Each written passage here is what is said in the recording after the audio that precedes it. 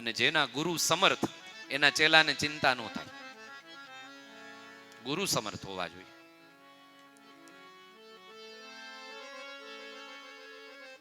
પણ પાછો અખો એવું કેવો, અખો એવું બોલ્યા, ચાબખા માર્યા.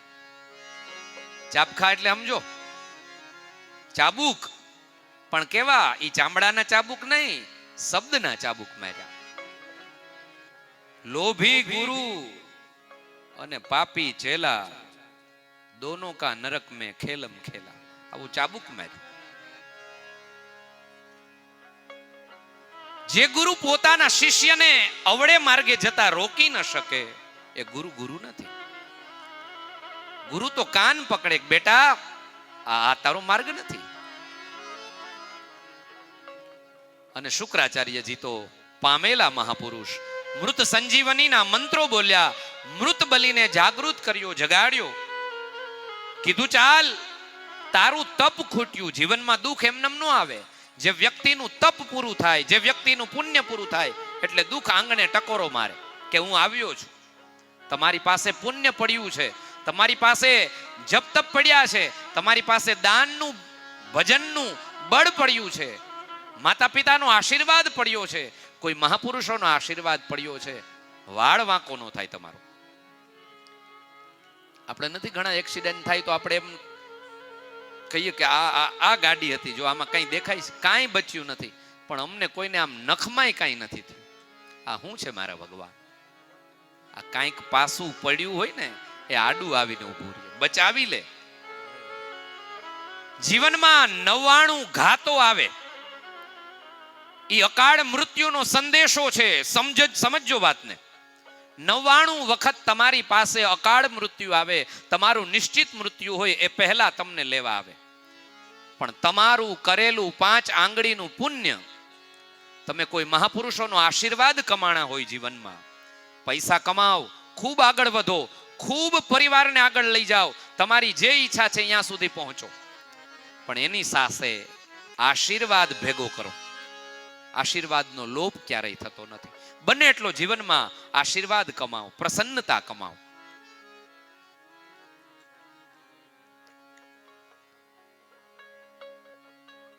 આ વાતને આ પણ એક સત્ય હકીકતની વાત છે. ઈશ્વરચંદ્ર મુનશી એક બહુ શ્રીમંત માણસ થયા.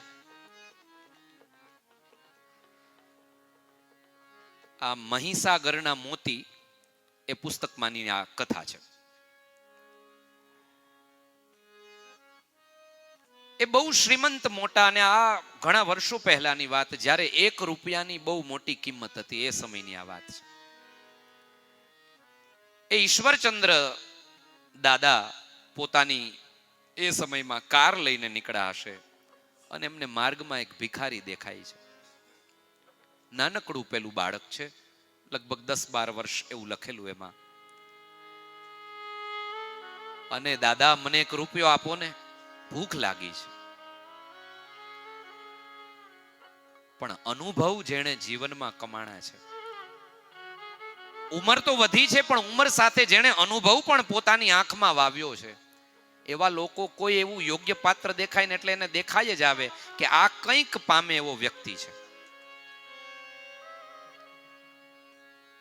એટલે ઈશ્વર દાદાએ કીધું કે દીકરા તને 1 રૂપિયો આપું તો તું શું કરીશ? તો કે હું 1 ટંક ભીખ નહીં માંગુ. દીકરા 5 આપું તો કે 5 દાડા હું ભીખ નહીં માંગુ. 10 આપું તો કે દાદા હું 1 મહિના સુધી ભીખ નહીં માંગુ. પરમાત્મા કોઈ રૂપ લઈને આવે છે ભાઈ.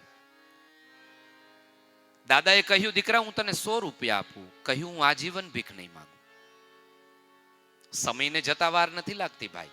તમારા જીવનની, તમે પોતે જ તમારા જીવનની કંઈક ઘટનાઓને યાદ કરજો ક્યારેક. તમે નાના હોય ત્યારે ને અત્યારે જ્યાં પહોંચ્યા હોય ત્યાં સમય બહુ ફાસ્ટ ચાલે છે.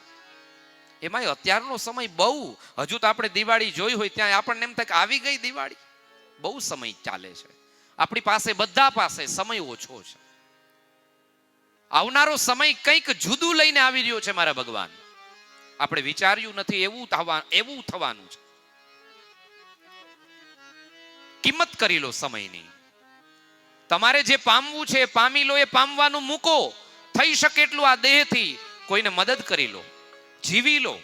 એ આનંદ તમારી પાસે કાયમ રહેશે.